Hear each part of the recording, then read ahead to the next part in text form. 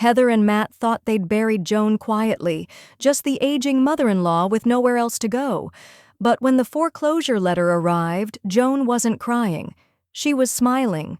She was the one who funded their house, the one they mocked, the one they locked out. Now she stood across the street, watching her son and his wife lose everything. "Eviction," Heather whispered, shaking. From her?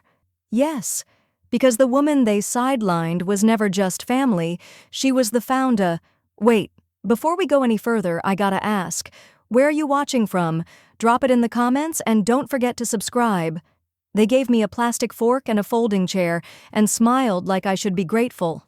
The plastic fork snapped on the first bite of overcooked chicken. Joan didn't say anything. She simply picked up the broken piece, set it gently on the paper plate, and reached for a napkin. No one noticed. Not Matt, not Heather, not even the toddler who had smeared chocolate frosting on her cardigan 20 minutes earlier. They were too busy laughing by the wine cart, too busy clinking real glasses to hear the silence pooling around her folding chair. She glanced at the banner strung over the dining table. "Happy birthday, Mom." Except Mom was crossed out, replaced by a glittery cutout that read, "Heather's Garden Party." The cake had flowers on it. Heather's favorite, not hers. Joan hated fondant. "Joan," Heather called sweetly across the yard, loud enough for the dozen guests to hear. "Do you need help cutting your food?" Laughter rippled. Someone coughed to cover it. Someone else murmured, "She's still sharp, right?" Joan smiled thinly, folding her hands in her lap. "No, dear, just waiting for a sharper fork." Matt was pretending not to hear. He refilled drinks like a man auditioning for someone else's life. The lawn was green, the sunlight warm, the string lights already warming up for the evening's aesthetic. But to Joan, everything smelled like citrus cleaner and borrowed dignity. Her chair wobbled slightly every time she shifted her weight. It didn't match the others. They hadn't even bothered with symmetry. Her gaze moved past the laughter, past the champagne flutes, and rested on the house. Their house. Colonial, 2 stories, white shutters with blue trim. The porch swing still creaked like it had back in '98, the year they almost lost everything. Back then, Matt had lost his job. Heather was pregnant and panicked. They had called Joan in tears. She'd written a check for $60,000 the same week. Not a loan, she'd said, a lifeline. Her retirement plan could wait. Family came first. They'd signed an agreement, of course. Nothing formal, just a notarized addendum to the home deed, acknowledging her contribution and promising lifetime care. She'd even kept a copy, tucked away like a relic of trust. That trust now sat on a plastic plate with a smear of off-brand coleslaw. "Joan, honey." Heather's voice cooed again, artificially sweet. "Could you make yourself useful and help bring out the dessert plates?" Joan blinked. Her birthday cake, and she was being asked to serve it. The absurdity almost made her laugh. She stood slowly, letting her knees crack loud enough to silence a conversation or two. Her legs trembled slightly, not from weakness, but from restraint. In the kitchen, she found the dessert plates on the counter. Disposable again. The kind that bent under the weight of anything more than a cookie. She stared at them, motionless. In the corner of the kitchen, an old drawer stuck out slightly. One of the few things that hadn't been renovated. The brass knob was still tarnished, still loose. Joan reached for it. Inside, past the expired coupons and takeout menus, her hand found the folded envelope she'd hidden years ago. The addendum. Yellowed, but intact. Her signature. Matt's. Witnessed and stamped. She ran a thumb across the paper, felt the weight of every ignored favor, every passive-aggressive remark, every time she'd been handed the leftovers from a life she once funded. From the backyard, she heard Heather laugh again, loud and gleaming, like everything she touched belonged to her by divine right. Joan tucked the envelope into her cardigan pocket. For now, she said nothing. There would be no scene, no confrontation, just silence and leverage. She stepped back outside with the plates. Heather didn't thank her. Matt didn't look her way, but Joan smiled, more to herself than anyone else. She now remembered something Heather clearly didn't. The deed might not have her name on the mailbox, but it was still printed on paper that mattered. She retrieved her copy of the deed addendum. They hung up a happy birthday sign, but never asked how I was really doing. Joan sat at the edge of her bed, the corners of the deed addendum brushing against her palm like a secret she wasn't ready to share. Outside her window, she could still hear the echo of party chatter winding down, the clink of wine bottles, the closing of car doors, the lazy laughter of people who didn't think twice about where their comfort came from. She stared at the photos on her dresser, Matt in his college graduation gown, Heather holding their first child, a family barbecue from a lifetime ago, all smiles. But what she remembered most wasn't the smiles, it was the phone call. It was late October, 12 years ago. Rain had been hammering the siding when Matt's voice cracked over the line. "Mom, I messed up. I got laid off, and Heather's 6 months pregnant, and the bank's talking foreclosure." Joan hadn't hesitated. She didn't ask questions. She just got in her car, drove through the storm, and wrote a check for $60,000 from the inheritance her own mother had left behind. Matt promised, no, swore, that she'd always have a place in their home. "A room of your own," he'd said. "You won't ever have to worry. Ever." The room was barely larger than a walk-in closet now. The floor creaked whenever she shifted her weight. The wallpaper peeled in one corner, and the baseboard heater whined during cold spells. Her clothes hung on a metal rack because Heather had claimed the closet space for seasonal storage. The walls were thin enough that Joan heard every late-night argument, every dismissive sigh when her name came up. Last week she'd overheard Heather on the phone with a friend. "She's mostly quiet," Heather had said, giggling. "A little confused sometimes, but she won't be around long anyway." Joan had stared at the ceiling, letting the words settle in her bones like dust. That afternoon, alone again after the party, she reached for the old filing box she kept under the bed, her version of a vault. Receipts, letters, documents no one knew she still had. As she sifted through them, something new caught her eye. A crisp, white envelope. Not hers. It had the bank's logo in the top left corner. Her brows furrowed. She slid it open. Mortgage statement, past due, current balance, $497,800. Payment status, delinquent, 3 months foreclosure warning enclosed. The words swam for a second, disbelief coating her vision. She flipped through the stapled pages, late fees, missed payments, refinancing attempts, all dated over the past 6 months. 6 months, while Heather was shopping for high-end patio furniture and hosting wine tastings for her book club. Joan's grip tightened on the paper. Her eyes scanned faster, searching for something, anything, until she saw it. Her name, buried in the original mortgage transfer line, still listed as a private co-contributor with partial equity rights. They never removed her. She exhaled slowly, letting the paper fall into her lap. It all made sense now. The cold stares, the casual disrespect, Heather treating her like an obstacle, not a person. Joan stood, the crinkle of the statement still echoing in the room. She crossed to the window and looked out toward the neighbor's house, the one with the for sale sign that had been up for months. That house had a porch swing, too, and sunlight that poured through its kitchen bay window every morning. She didn't smile. Not yet. Joan finds a mortgage statement with late notices. They bought new drapes, but forgot the mortgage was due. The new drapes were thick, velvet, and cost more than Joan's monthly Social Security check. Heather stood in the living room like a catalog model, arms crossed, admiring the way the light no longer got in.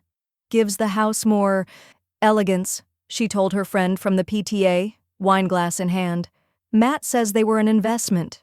Joan, reclined on the floral armchair by the hallway, her designated resting spot, kept her eyes closed and her breathing slow. The room smelled like lavender spray and secrets. "Oh, by the way," Heather whispered, dropping her voice just enough to make it feel like a confession. "The refinance application? Almost done. If we get approved, we can roll the car loan into the house too." The friend murmured something approving. Joan didn't hear the words. Her pulse was suddenly too loud in her ears. She let out a soft sigh, as if dozing, and Heather didn't notice. But behind her still eyelids, Joan's mind raced. Refinancing? With the house already in default? That evening, while the house settled into its usual hush and the dishwasher hummed in the kitchen, Joan opened her laptop, the one Heather assumed she barely knew how to use. She cleared her browser history, then searched for private financial consultants near me. By morning, she had an appointment. She told Matt she was visiting the doctor. He nodded absently, eyes glued to his phone, scrolling listings for ski trips they couldn't afford. The financial office sat in a modest strip mall 2 towns over. The consultant, a sharp-eyed woman named Celeste, wore no-nonsense glasses and a sharper blazer. "I need you to look at this," Joan said, handing her the mortgage statement and the deed addendum. Her hands trembled, but her voice didn't. Celeste scanned the papers, silently. "This is not just a contribution. You were listed as a co-financier on the origination loan. Do you realize what that means?" Joan shook her head once. "Tell me." "It means you still have partial ownership rights. Legally. Especially if your name was never officially removed from the property title via a quitclaim or sale. Have you seen any paperwork saying otherwise?" "No." Celeste pulled out her tablet, typing rapidly. "Then any attempt to refinance this property without your knowledge or consent would be, well, borderline fraud. Possibly worse." She tapped again, her brows furrowing. "There's more. Public records show a second lien placed last year, and 2 maxed-out credit lines attached to this address. One in Matt's name, one in Heather's. Both with severe delinquencies." Joan's mouth went dry. Celeste looked up. "This house is bleeding money, Ms. Carson.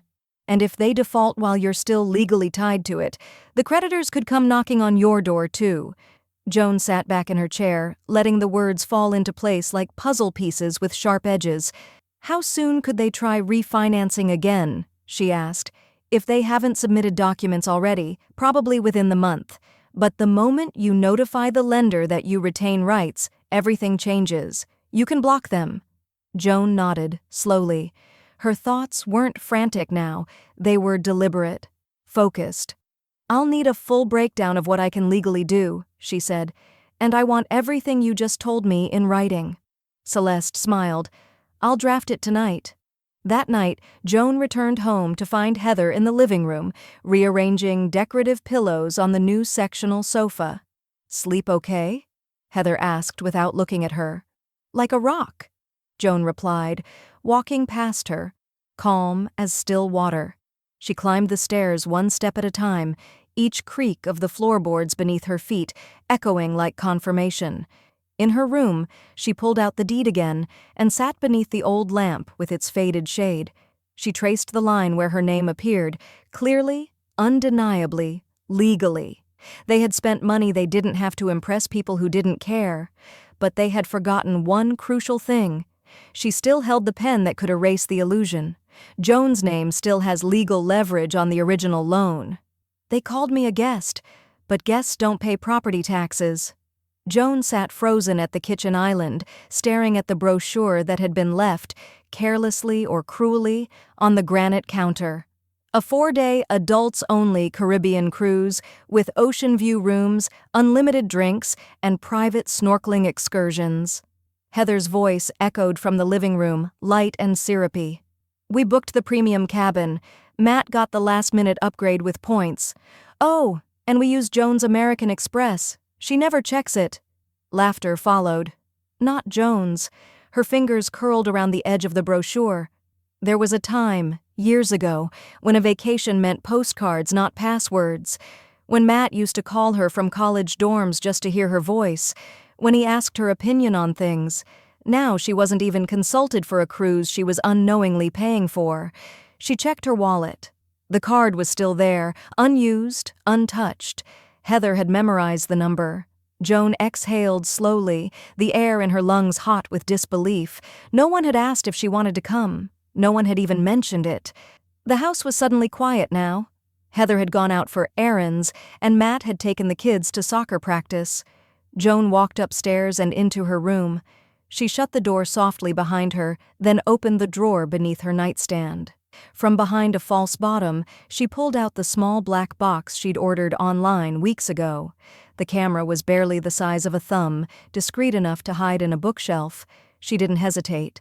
That night, while Heather and Matt drank wine and discussed what to pack for the cruise, Joan smiled through dinner and kept conversation light. Inside, she was watching. 3 nights later, the recording caught what she needed. Heather sat on Joan's bed with her friend, sipping from a wine glass. "She's harmless," Heather said, kicking off her shoes. "She still thinks Matt's going to take care of her. Honestly, I can't wait until the will situation sorts itself out.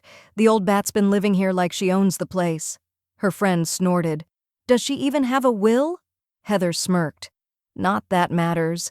We made sure she wouldn't know who to trust even if she wanted to write one. She still sends Christmas cards to people who ghosted her 20 years ago." Joan watched the footage on her laptop, each word cutting deeper than the last. Her heart wasn't broken. It was focused. The next morning, she called her lawyer, the same one who had helped draft her loan addendum years ago. They hadn't spoken in a while, but he remembered her immediately. "I need to know something," she said.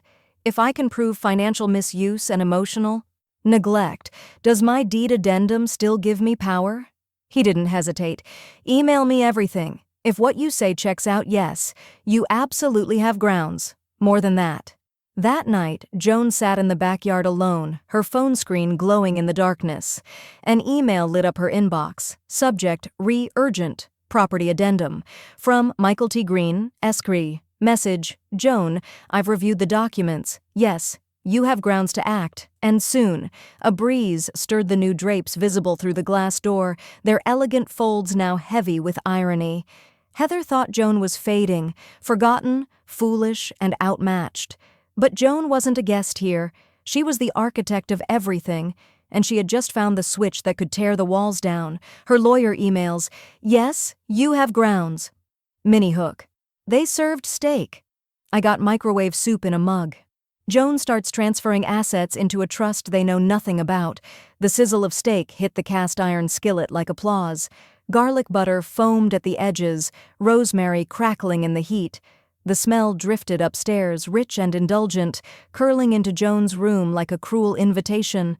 No one called her down. She waited anyway, listening to the clink of silverware and the swell of music downstairs.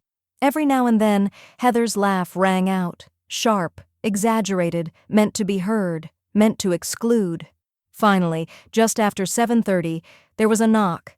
Not on her door, but on the wall. 2 soft taps like a pity alert. Joan opened her door to find a tray on the floor. A mug of microwaved soup, still spinning slightly from the reheating. No spoon, no napkin. She picked it up slowly, letting the heat soak into her palms, then walked back to her chair and sat by the window.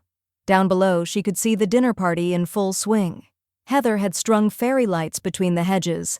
Matt stood by the grill with a beer in hand, laughing with neighbors. Someone toasted to good fortune and fresh starts. Joan took a slow sip from her mug. The broth was watery and lukewarm, the kind Heather stocked in bulk when the pandemic hit and never rotated out. Still, she drank it, every last drop. She had work to do. 3 days later, Joan sat in a notary office downtown, flanked by her lawyer and a witness. Her hands moved steadily, deliberately, as she signed the final page of the trust documents. The name of the trust was simple, discreet, the Carson Preservation Trust.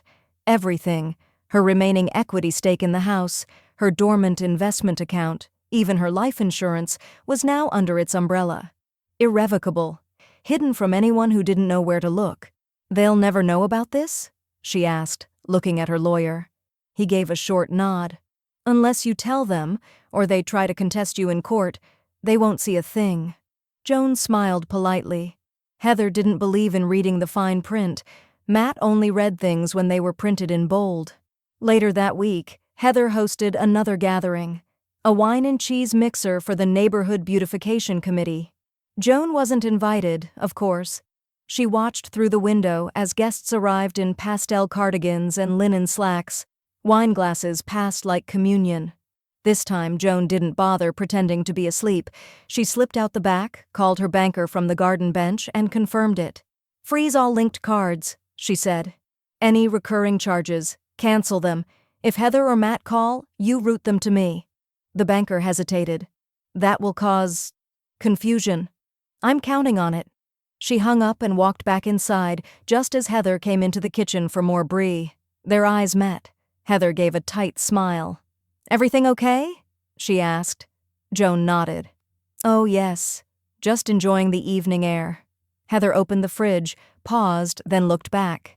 "You know, if you ever feel like you want to contribute to the party budget, I'll let you know," Joan said gently, "but I think I've already given quite a bit." Heather blinked. Joan walked past her, not waiting for a response. The next morning, Joan logged into her brokerage account and did something she hadn't touched in 15 years. She liquidated her dormant investment fund. It wasn't huge, but it was enough. More than enough. She stared at the screen as the balance updated. It felt like blood returning to a sleeping limb. Then she made the call. "Hi, yes, I'd like to open escrow. 314 Briarwood Drive across the street, full cash offer." The agent was stunned. "Are you sure? That place has been sitting for months." "I'm sure. Make it quiet. No flyers, no signage." She hung up and walked to the window. Heather was across the street, pruning her hydrangeas with exaggerated care. She looked up. Joan smiled and waved. Heather waved back, distracted, assuming she was still winning. "She opens escrow on the house they've been eyeing across the street. They told the guests I had memory issues." I remembered every word. The doorknob didn't budge. Joan twisted it once more, slower this time, the metal cool and stubborn beneath her palm. She knocked, lightly at first, then again, firmer. Laughter floated from the backyard, glass clinks, chairs scraping on pavers, someone squealing at a bug. But no one came. She stepped back and looked around.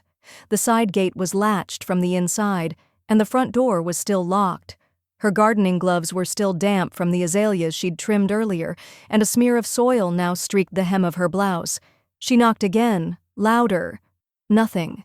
Through the window, she could see Heather pouring sangria into mason jars, surrounded by smiling faces. Joan's seat at the table was missing. There were exactly 8 chairs for 9 people. They knew I was outside. She stepped back from the door and sat on the porch bench, her breath steady. A slight breeze brushed against her cheeks, the scent of marinated meat mixed with jasmine from the neighbor's yard. She closed her eyes for a moment, not to rest, but to remember. This wasn't the first time. 2 weeks ago, she had gone to retrieve mail and returned to a bolted door. Heather had said it was muscle memory from locking up at night. A few days later, the thermostat in her room had been turned down to 60. When Joan mentioned it, Matt laughed. "Maybe you did it by accident, Mom. You've been forgetful lately, huh?" Joan had smiled then, too. She'd nodded, murmured something vague. Let them build their little narrative, brick by gaslit brick, but every incident went in her file, a leather-bound notebook beneath her mattress, each entry dated and detailed. The locked door would have its place, too. Eventually, someone opened the back door. It was Heather, cheeks flushed and annoyed. "Oh, Joan, we didn't realize you were out here." Joan blinked. "I must have gotten turned around." Heather waved her inside, her voice syrupy. "You know how these old latches are, sticky things." Joan nodded. "It's all right. I forget things." Later that evening, the party dwindled into scattered conversations and phone scrolling.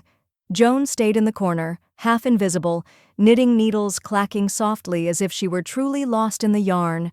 But her ears stayed open. Matt stood by the fire pit, talking to a neighbor with too much cologne and not enough tact. "She's slipping," Matt said, low but audible. "Keeps repeating stories from the 80s. Doesn't know what day it is sometimes." The neighbor chuckled. "Time to look into a place for her? Those memory care facilities?" Matt took a sip of his beer. "Heather's already thinking about it. We just have to nudge her in the right direction." Joan's fingers paused mid-loop. She felt for her phone in her cardigan pocket. Without looking down, she tapped the voice memo app and pressed record. The microphone caught everything: Matt's easy tone, the sound of logs shifting in the fire, the clink of glass. It wasn't the words alone that stung. It was the casualness, as if she were a piece of furniture too old to keep, but too sentimental to throw away. She stayed seated until the fire turned to embers and the guests filtered out.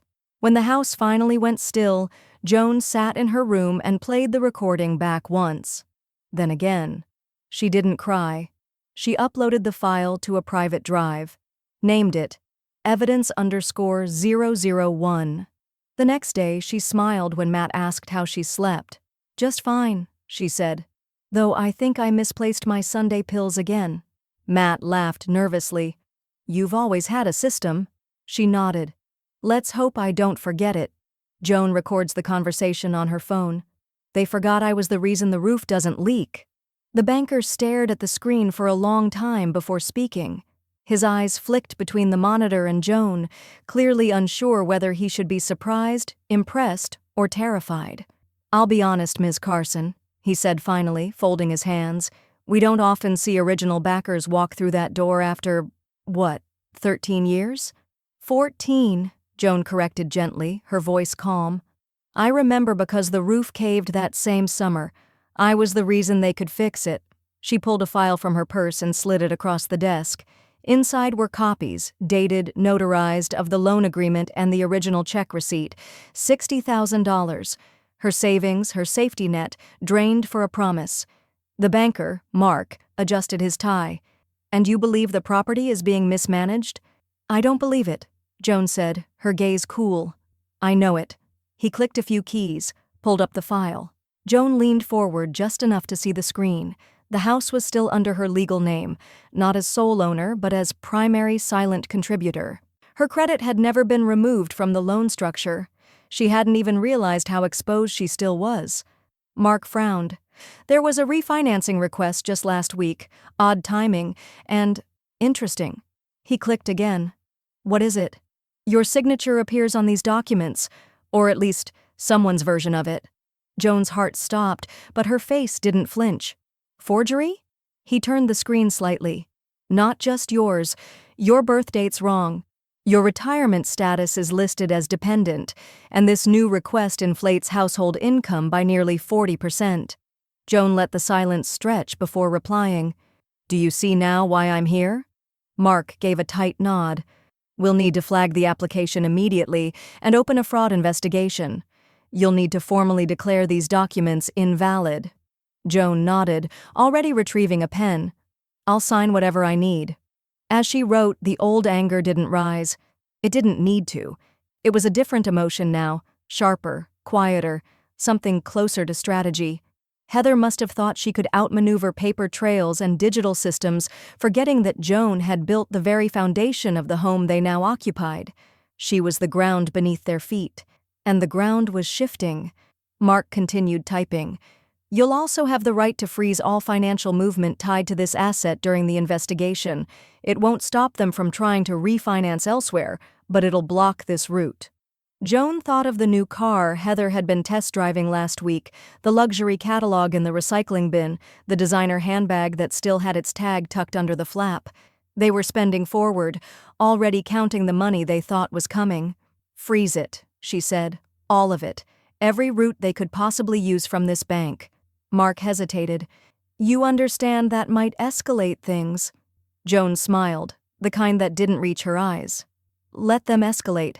I've been silent for 14 years. That's long enough."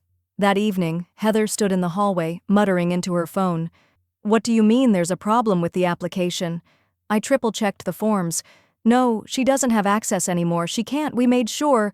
Joan passed behind her slowly, not stopping, not speaking. Heather didn't even notice, but Joan heard it all. Later, in her room, she recorded another memo. Her voice was calm, precise.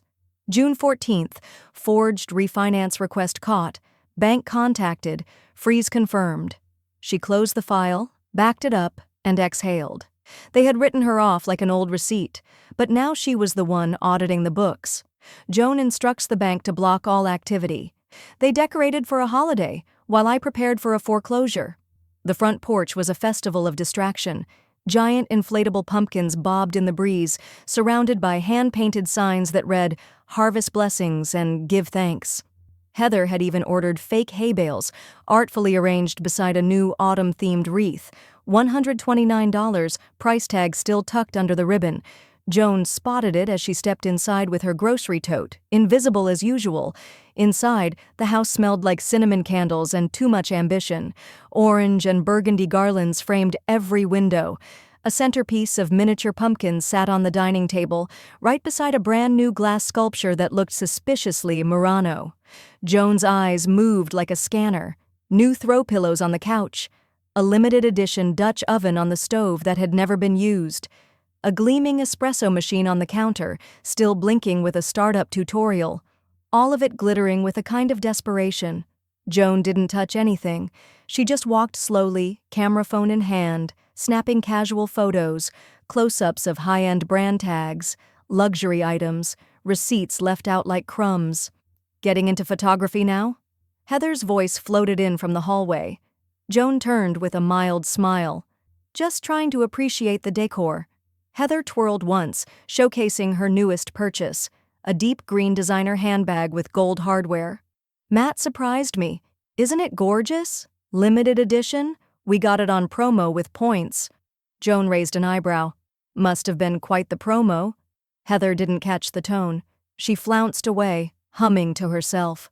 Later that afternoon, Joan sat in the kitchen while Matt brewed coffee from the new machine, fumbling with the touchscreen like a man trying to impress himself. He placed a mug in front of her. "Thanks," she said. Matt lingered, hands on the counter. His tone was casual. Too casual. "Hey, we've had a few things pop up financially. You know how it is? School supplies, property tax, car stuff?" Joan sipped slowly, letting him flounder in the pause. He continued, "We were wondering if you might be able to float us just a little help, temporarily, just to smooth things out." Joan looked at him over the rim of her cup. His eyes darted once toward the hallway, as if making sure Heather wasn't eavesdropping. "How much is a little?" Matt gave a dry laugh. "I mean, a couple grand would really ease some pressure. Maybe 3? 4? Joan set the cup down gently. "I thought the refinance would have solved all that." His face twitched just for a moment. "That didn't pan out. Technical stuff. Bank said it's under review." "I see." She gave him a grandmotherly smile. "And what would this be for, specifically?" He hesitated. "Bills, house things." Joan nodded as if considering it. "You'll be getting something in the mail soon." Matt's brows lifted slightly. "Oh?" Her smile stayed soft, impenetrable. "Just house things." She stood, collected her cup, and walked it to the sink. That evening, alone in her room, Joan uploaded the photos to her secure drive. She attached them to an email, addressed to her attorney and the mortgage auditor, and typed, "Subject: excessive spending. While delinquent, documentation enclosed." Before she hit send, she reread the final line she'd written. "They decorated for a holiday, while I prepared for a foreclosure." She hit send. The next morning, Heather was at the mailbox in her robe, flipping through envelopes with mild disinterest. Joan watched from the upstairs window as her fingers froze on a large white envelope. Her head tilted slightly. She turned toward the house, slower now, like someone who had just realized the porch decorations were the only thing holding the place together. Joan smiles. "Oh, you'll be getting something in the mail." The same hands that served me a paper plate now trembled at an envelope. The envelope wasn't large. No red stamps. No dramatic warnings. Just plain, white, and quiet, like a storm cloud before the thunder. Matt opened the front door to grab the morning mail and nearly missed it, tucked between a gardening catalog and a coupon booklet. He squinted, flipped it over, and paused. The logo in the top left corner hit him like a gut punch. First Horizon Mortgage and Lending. His stomach dropped. He tore it open, standing barefoot on the doormat, the cold tile forgotten beneath his feet. The first line wasn't a greeting. "This letter serves as formal notification of impending foreclosure proceedings due to continued delinquency and unresolved fraud investigation associated with the property listed below." Matt read it twice, then a third time. His hands started to shake. From the kitchen, Heather called out, "Did the Halloween decor catalog come?" Matt didn't answer. Heather appeared in the doorway with coffee in hand, her brows furrowed as she took in his expression. "What's wrong?" He handed her the letter without a word. She read silently, her mouth going dry. By the time she reached the signature at the bottom, her jaw had set in that sharp, angular line Joan knew so well. "There's no way," she hissed. "This has to be a mistake." Matt ran a hand through his hair, already dialing the lender. Joan, sitting calmly at the breakfast table with her tea, turned the page of her newspaper. Heather's voice rose as the phone connected. "Hi, yes, we just received a foreclosure notice and—" "What? No, we weren't informed of any formal process starting. We were told it was under review." She paused, face blanching. Joan looked up, met her eyes. "What do you mean she moved her equity?" Heather demanded into the phone. "Wait, what do you mean she's not obligated to notify us? This is our house." Joan took a sip of tea. Matt snatched the phone from Heather's hand, trying to salvage control. "There must be a mix-up. My mother, Joan Carson, she lives here. We take care of her." The voice on the other end clearly didn't agree. Joan stood and folded her newspaper neatly. "If it helps," she said, her voice soft but razor-sharp, "I told you this was coming." Heather's mouth opened and closed. "You—" she began. Joan didn't wait.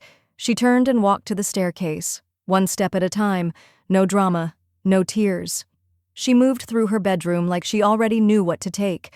Her soft leather gloves, the antique clock her father gave her, the folder with the trust documents, her passport, the cream-colored cashmere cardigan, still folded in tissue paper from Christmas 4 years ago, the one Heather had accidentally regifted. Each item went into a single suitcase. She zipped it slowly, deliberately, while voices downstairs exploded into disbelief. "How long?" Matt barked. "How long has she been planning this?" "I don't know," Heather snapped. "She's old, she's quiet. We weren't supposed to miss this." They had mistaken silence for surrender. Joan opened her closet and reached for a small jewelry box hidden behind a row of unused coats. Inside were her mother's brooch, 2 letters she never sent, and a brass key, old, worn, and labeled with the number 314. She slipped it into her pocket. Downstairs, the doorbell rang. Heather froze mid-sentence. Matt stepped back like the sound had slapped him. Through the frosted glass, the silhouette of a man in a suit appeared. A black briefcase, posture of authority. He didn't knock again. Joan stepped past Heather and Matt at the base of the stairs without so much as brushing their sleeves. The lawyer extended the envelope with a faint nod. "Ms. Carson," he said. "As requested, official foreclosure documentation. Delivery confirmed." Joan took it calmly. "Thank you. Right on time." She turned, handed the envelope to Matt. "The same hands that served me a paper plate," she said softly, "are trembling now." Heather tried to speak, but no words came. Joan walked past them both, suitcase in hand. Her lawyer hand-delivers the official foreclosure notice. The roast was hot, the silence was colder. Joan isn't just foreclosing. She's taking back the entire asset under an ownership clause. The roast sat untouched in the center of the table, steam curling from its browned edges like a final breath. Joan sat at the end, composed, her silverware neatly aligned though she hadn't taken a bite. The dining room, once a space filled with clatter and chatter, had gone hollow. Every sound, Matt's forced throat clearing, Heather's nervous sipping, echoed louder than it should have.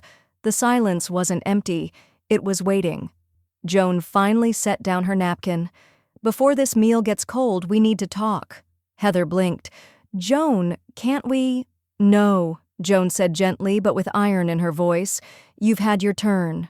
She slid a thick manila folder across the table. It landed in front of Matt with a soft thud, but the weight it carried was seismic.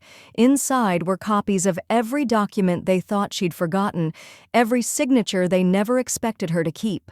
Matt opened it with trembling fingers. His eyes scanned quickly, then desperately. "What is this?" Joan poured herself a glass of water. "The contract you both signed when I gave you the $60,000, the original home equity clause, and this," she tapped the corner of a highlighted paragraph, "is what you apparently never read." Heather leaned over, squinting. "What clause?" Joan smiled faintly. "The abuse-triggered reversion clause. My lawyer had it included when you insisted on a lifetime care agreement. It states that if I'm subjected to financial misuse, neglect, or emotional harm within the residence I helped purchase, I have legal right to reclaim my share, or full ownership, depending on severity. Heather let out a sharp laugh. You can't be serious. That's enforceable. A voice interrupted from the hallway. Jones, a turn, stepped into view, briefcase in hand, the same one who'd delivered the foreclosure paperwork days ago. The clause has been reviewed and upheld. Given the recordings, the financial records, and eyewitness documentation, we're not pursuing partial recovery. We're executing a full asset claim. Matt stood, red-faced. You can't just take our house? The attorney opened the briefcase, retrieved another envelope, and placed it calmly on the table. You already did, Jones said quietly. With every lie, every forged form, every time you left me outside, you gave it to me. Heather grabbed the envelope and ripped it open, her face drained. 30 days? She whispered. You're evicting us? Matt looked like he might throw something. We'll fight this. We'll sue. This house is ours. Joan stood slowly, her hands calm, measured. No, Matt. It was ours. Then it became yours. Then it became your playground. Now it's mine again, not out of revenge, but because I won't be erased. Heather's lip curled. You think this makes you a hero? Joan met her eyes, unwavering. I'm not interested in being a hero, just a woman who finally picked up the pen instead of letting others write her ending. Outside, a delivery truck pulled up, Joan's belongings being moved to the house across the street. Neatly labeled boxes, quiet dignity in motion. Joan walked to the doorway, her heels soft on the hardwood, then paused to look back at the dining room. The roast still steamed on the platter, but no one was hungry anymore.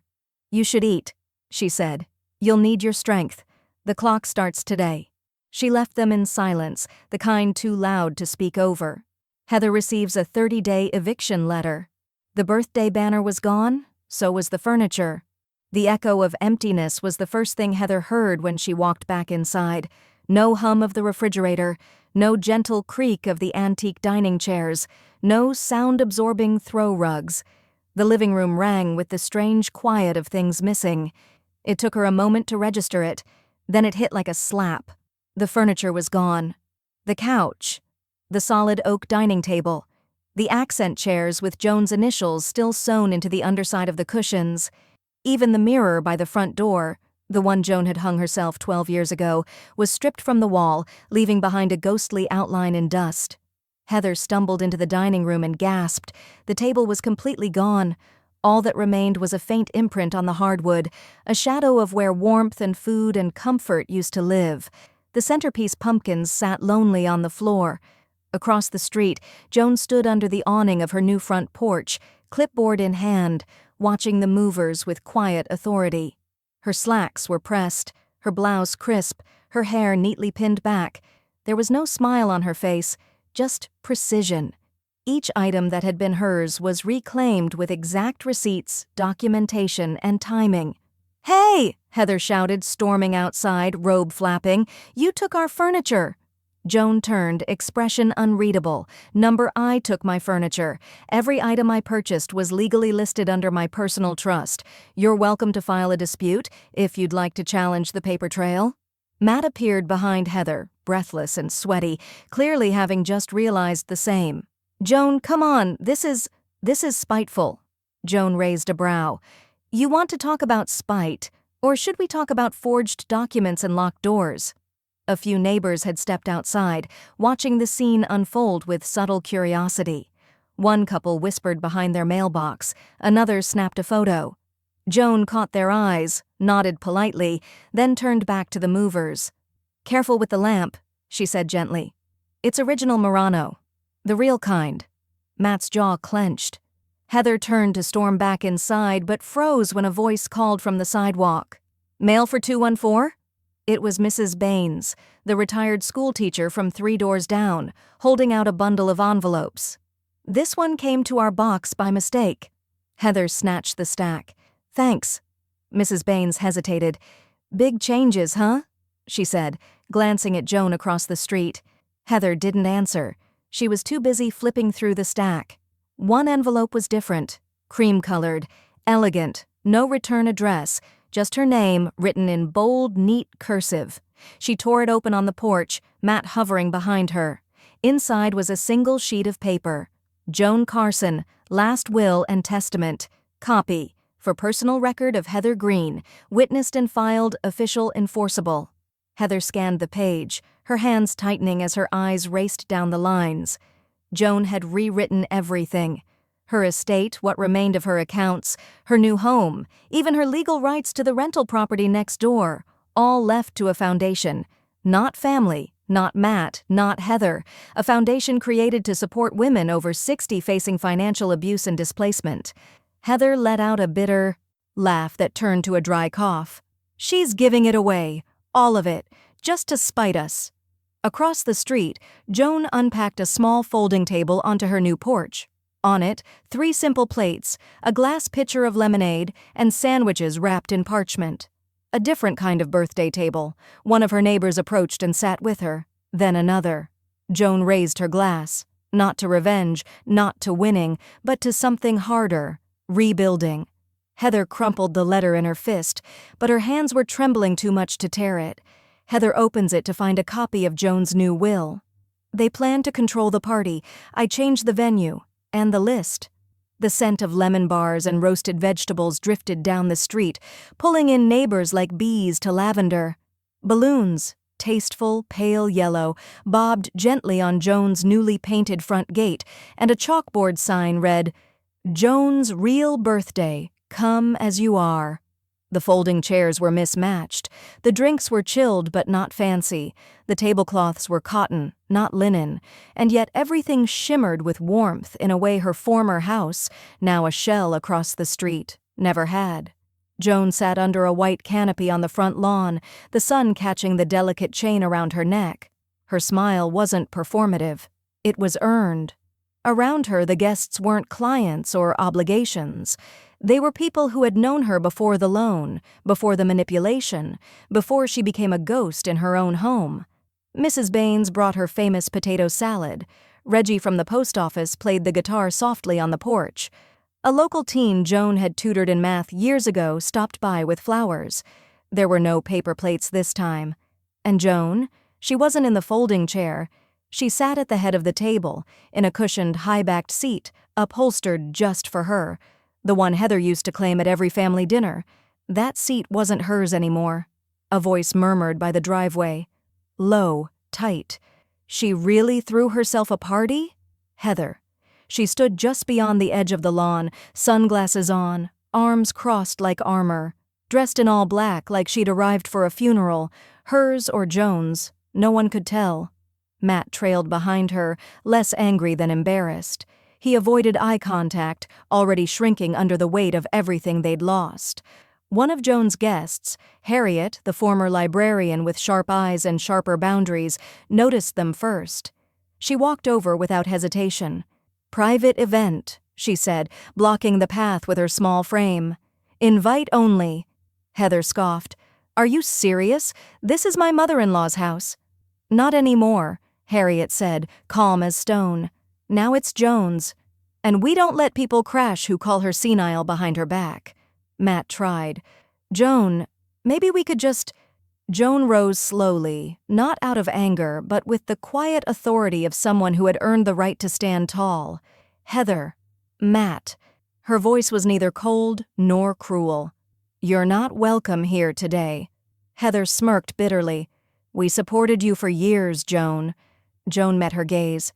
"You supported yourselves with my money, my name, and my silence." The words hung heavy in the summer air.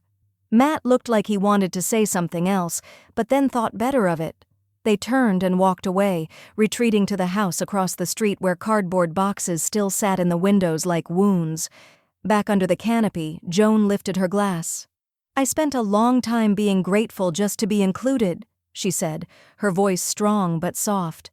"Grateful to be tolerated. But today I'm celebrating what's earned. Not inherited, not borrowed, not manipulated. Earned." A ripple of applause followed. Glasses clinked.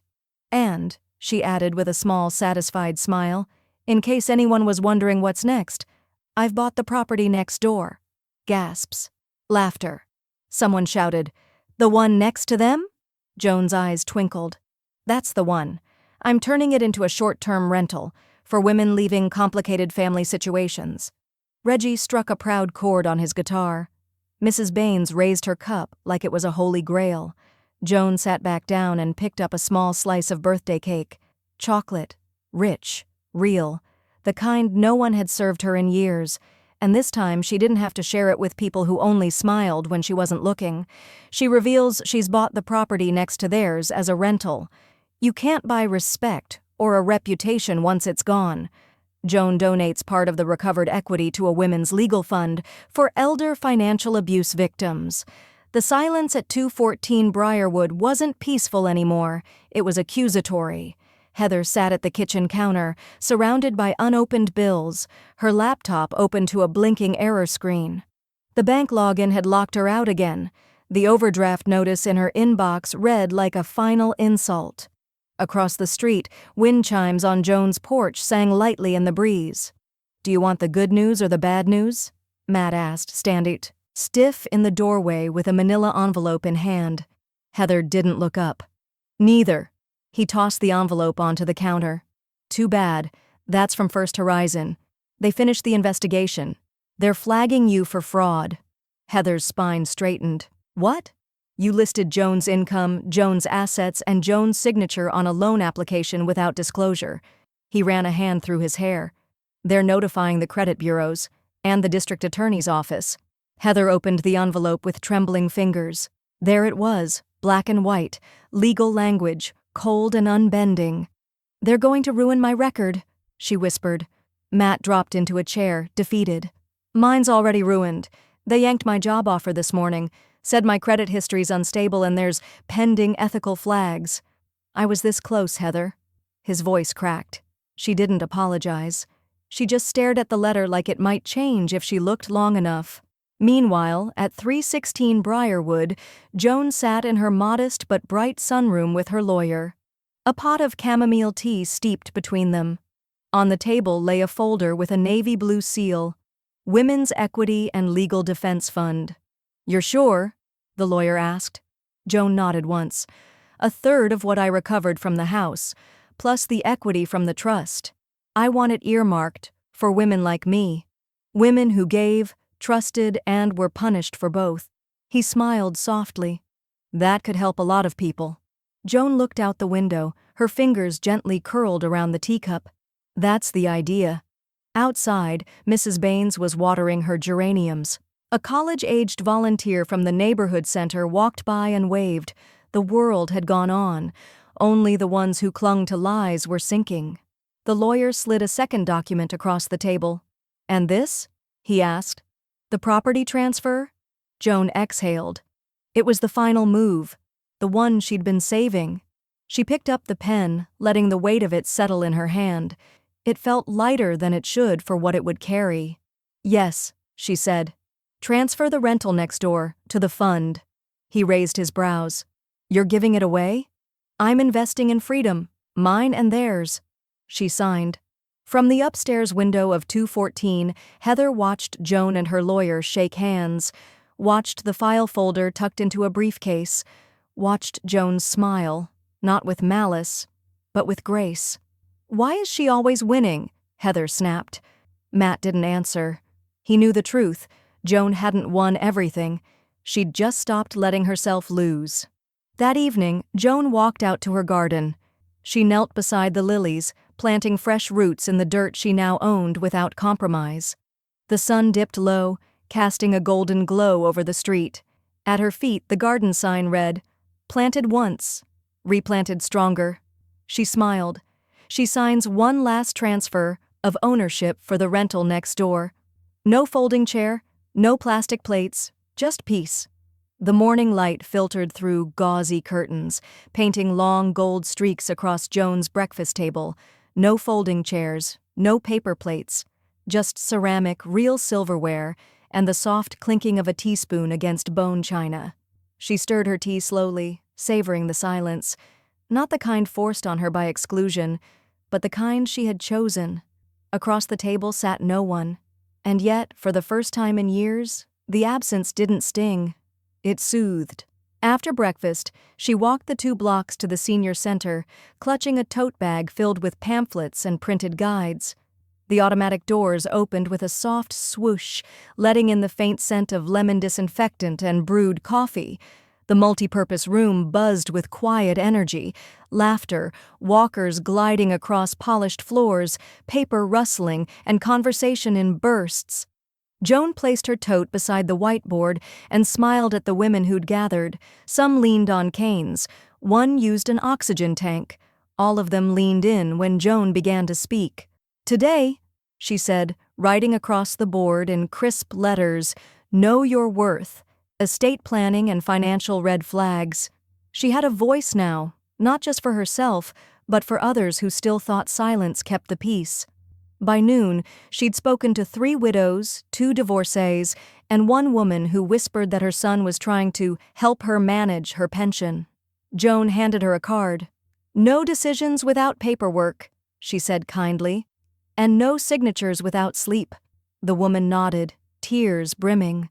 That afternoon, Joan returned home to a voicemail blinking on her landline. She pressed play, wiping dirt from her gloves after tending her garden. It was Heather. Her voice was soft, uncertain. "Joan, I know I'm probably the last person you want to hear from. Matt's gone. Took a job in Oregon. I'm alone here. I miss the holidays. I miss family. I know I don't deserve it, but I'm asking, can we meet, just talk?" There was a long pause before the click of the hang-up. Joan didn't flinch. She walked to her desk, pulled out a note card, and wrote in her neat cursive, "Heather, thank you for your message. I wish you clarity and healing. Joan." No accusations, no invitation, just a closed loop with grace. She dropped it in the mailbox the next morning. Days later, while pruning lavender in her front yard, a man approached her gate. Young, polished, with a press badge clipped to his shirt pocket. "Ms. Carson?" he asked, clearly rehearsed but respectful. "I'm Nathaniel Reyes with American Stories. We're producing a documentary on elder rights and modern financial abuse. Your name came up more than once." Joan set down her shears. The wind stirred, carrying the clean scent of cut herbs and wet soil. "We've read court documents, watched the local coverage. Even some of your financial workshops went semi-viral on TikTok. People are calling you the quiet storm," he said with a smile. "We'd be honored to feature your story. It could help others, maybe thousands." She didn't answer immediately. Instead, she opened her gate, motioned him toward the garden bench, and poured him a glass of water from the pitcher on the porch. "I'll need to think about it," she said, settling across from him. "I'm not interested in revenge narratives." "We're not either," he said quickly. "We're interested in women who rewrite endings." Joan looked out at the house across the street. Once her cage, now someone else's echo. She turned back to him, calm and measured. "I'll consider it, but only if I get to choose the table I speak from." He smiled. "Absolutely." She sipped her water, thoughtful. For the first time in a long time, her story wasn't being taken, it was being offered. A documentary filmmaker requests her story. "They served me shame. I served them justice." The screen faded from black to a slow pan of Joan's hands, weathered but steady, slicing into a lemon tart with practiced ease. The documentary opened not with tragedy, but with a question. What does it mean to be erased inside your own home? Joan's voice answered, calm and deliberate, layered over the footage. "You start by folding your needs, then your opinions, then one day someone hands you a paper plate at your own birthday, and you realize the table was never really yours." The final cut of Quiet Storm, the Joan Carson story, ran just under 47 minutes. It was supposed to stream to a niche audience on a social justice docuseries platform, but within 3 days, it went viral. Clips exploded on TikTok. A 2-minute snippet of Joan saying, "I didn't want revenge, I wanted my name back," was viewed 4.8 million times in a week. Hashtags swarmed. "John Justice for Joan," "John Paper Plate No More," "Reclaim Your Seat," email inboxes filled. The women's legal fund she'd donated to doubled in donations before the end of the month. Local media picked it up, then national. Joan, however, kept her routine simple. Her garden still needed watering, the senior center still needed mentors, and her dining table still had 4 chairs. No more, no less. But across town, things had changed. Heather adjusted the knob of the second-hand stove in her 1-bedroom rental. The gas flame hissed unevenly. The apartment was cramped, with thin walls and a view of a chain-link fence. The television flickered behind her. Quiet Storm was streaming again. She muted it before Joan's voice could fill the room. Matt returned from a shift at a call center, his 4th job in 3 months. He tossed his badge on the counter and stared at the muted screen. "She's a celebrity now," he muttered. Heather didn't respond. She couldn't. The shame had calcified into silence. The court hadn't pressed charges for fraud. Joan had declined to push for it, but the damage was irreversible. Their credit was wrecked. Their reputations were burned down to the studs. The neighbors stopped waving. Back at 316 Briarwood, Joan polished her grandmother's silverware. Each fork caught the light like a blade. The dining table, made from reclaimed maple wood, had been sanded, sealed, and built with her own money. No strings, no signatures. She lit 2 taper candles, poured a glass of red. No guests tonight, just her and the meal she'd prepared. She sat, unfolded a cloth napkin onto her lap, and placed the first bite of roasted chicken between her lips. Herbaceous, warm, perfectly seasoned. This time no one interrupted. No one talked over her. She chewed slowly, savoring each second. Then a soft knock at the door. She paused, wiped her hands, and walked calmly to open it. Outside stood a teenage girl, nervous, holding a folder. "Miss Carson?" she asked. "I'm from Riverbrook High. We're doing a school project on people who made change in our community. My teacher said I should ask you for an interview." Joan smiled. "Tell your teacher thank you." The girl blinked. "So, does that mean yes?" "It means I'll think about it," Joan said warmly. "But come back next week. I'll have cookies ready either way."